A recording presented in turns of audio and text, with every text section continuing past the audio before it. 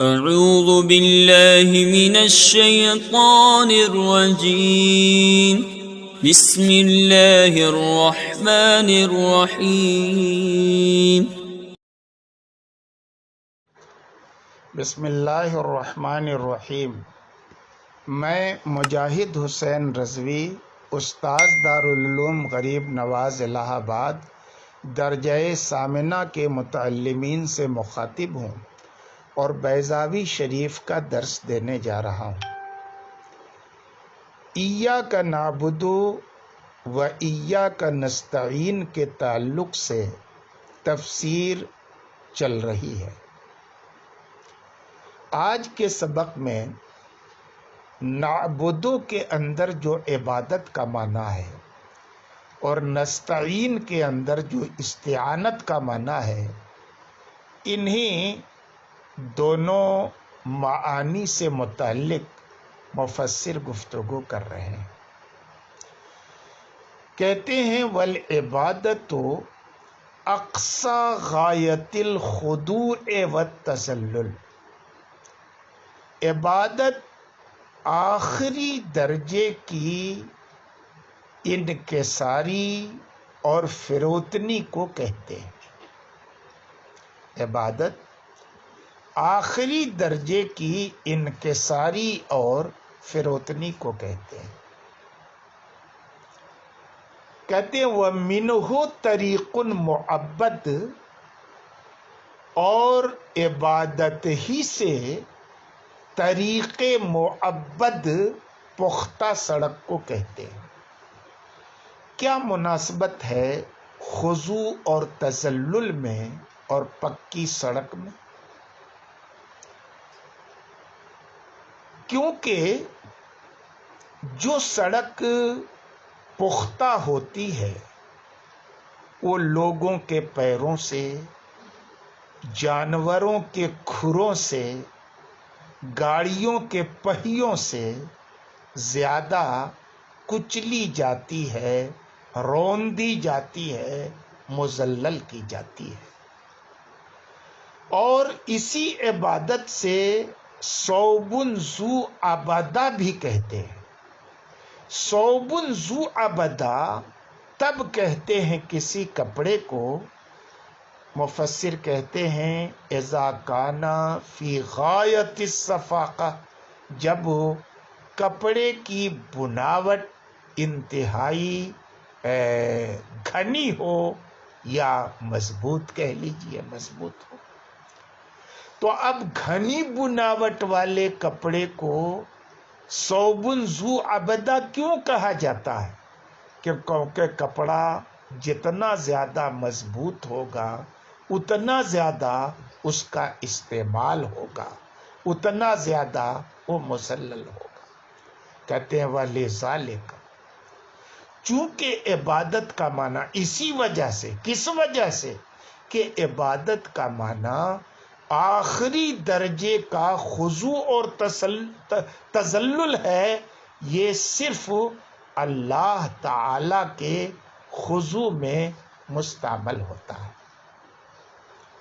کیونکہ آخری درجے کی فروتنی اور تذلل یہ تبھی ہو سکتی ہے، فروتنی اور عاجزی، جب اس کو جس کے لیے آپ خضوع کر رہے ہیں، تذلل کر رہے ہیں، عاجزی اور فروتنی کر رہے ہیں، اس کو یا تو آپ حقدار عبادت مان لیں، مستحق عبادت مان لیں، یا واجب الوجود مان لیں کہ اس کو اپنی ذات، صفات، اپنے وجود سب میں مستقل بذات مان لیں، یا یہ کہ کسی چیز کا خالق مان لیں۔ تب ایسی صورت میں آخری درجے کا خضوع پایا جائے گا اور آخری درجے کی فروتنی پائی جائے گی۔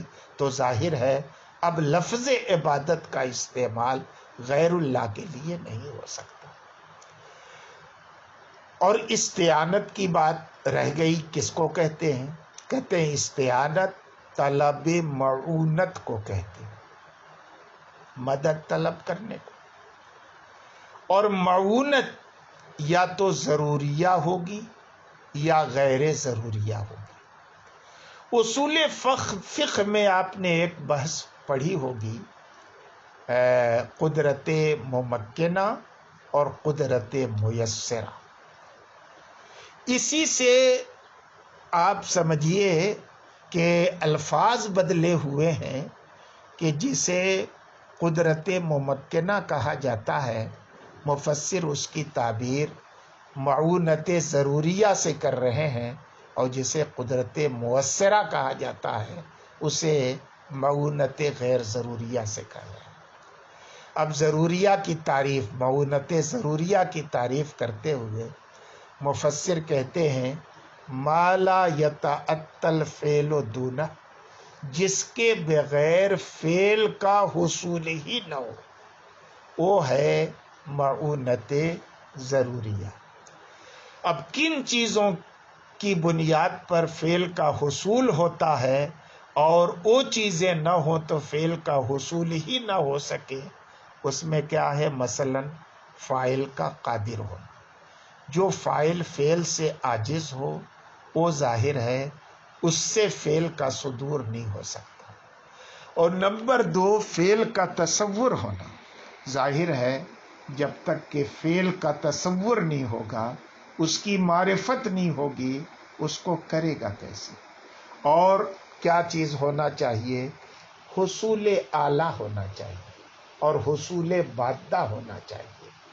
اعلیٰ کے ذریعے فعل کا صدور ہوگا اور مادے میں فعل کا وجود ہوگا، اور یہ ساری چیزیں جب اکٹھا ہو جائیں، فاعل کا قادر ہونا، فعل کا تصور ہونا، فعل کے آلے کا حصول، فعل کے مادے کا حصول، یہ ساری چیزیں اکٹھا ہو جائیں تو ایسی صورت میں ایک انسان کو استطاعت سے متصف کیا جا سکتا ہے اور کہا جاتا ہے کہ اس فعل کی اس کے اندر استطاعت موجود ہے، اور استطاعت جب موجود ہوئی تو اب اس کو فعل کا مکلف بنانا صحیح ہو جائے گا۔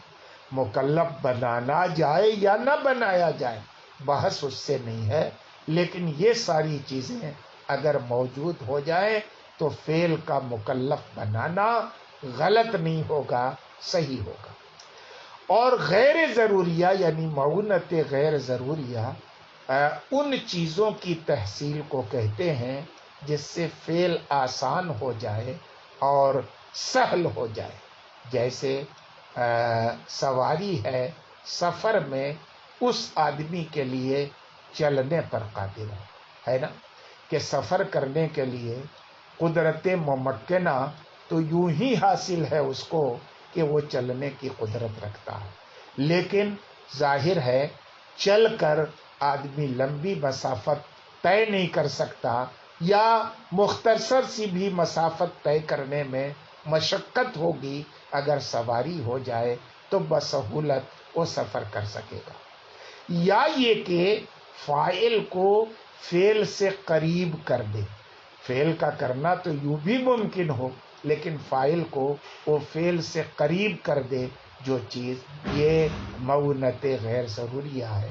وَيَحُثُّهُ عَلَيْهِ، اور فعل پر فاعل کو برانگیختہ کر دے، کہتے ہیں۔ اور اس قسم پر صحت تکلیف موقوف نہیں ہے، موقوف نہیں ہے، مطلب مکلف بنایا جا سکتا ہے، بھلے بہت سارے مقامات میں اس معونت کی بنیاد پر انسان کو مکلف نہیں بنایا گیا۔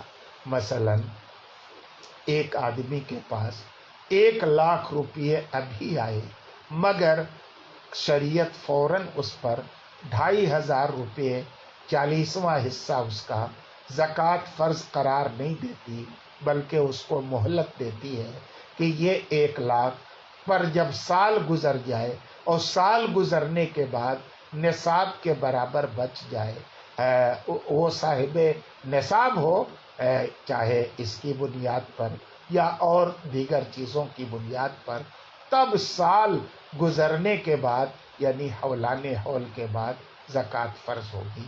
تو اب ترنت آئے ہوئے 1,00,000 روپے کے اندر زکوٰۃ کی فرضیت کا دار و مدار معونت ضروریہ نہیں بلکہ معونت غیر ضروریہ ہوئی. بات ختم ہو گئی.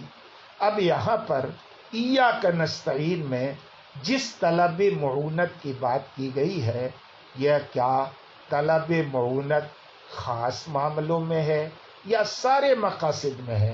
کہتے ہیں ایاک نستعین مطلق ہے، سارے مقاصد میں معونت کی طلب مراد ہے، اور مفہوم یہ ہے کہ اے میرے خدا، ہم تجھی سے سارے مقاصد میں معونت کے طلبگار ہیں. لیکن کچھ لوگوں نے کہا کہ نہیں، عبادات کی ادائیگی میں طلب معونت مراد ہے، کیونکہ اس سے پہلے ایاک نعبد کا لفظ آیا ہے، اور عبادت کی توفیق بندے کو بغیر اللہ کی معونت کے مل نہیں سکتی. اس لیے عبادت کا اقرار کرنے کے بعد اس بندے نے اللہ سے معونت طلب کی. کہتے ہیں والمراد طلب المعونت فی المہمات کلہا، اور مراد سارے مقاصد میں معونت طلب کرنا ہے یا ادائے عبادات میں معونت طلب کرنا ہے. ظاہر ہے اولیت دی ہے مفسر نے طلب المعونت فی المہمات کلہا کو، اس لیے سارے مقاصد میں معونت کی طلب والا معنی راجح ہوگا. آج کے سبق میں اتنا ہی، باقی کل انشاءاللہ.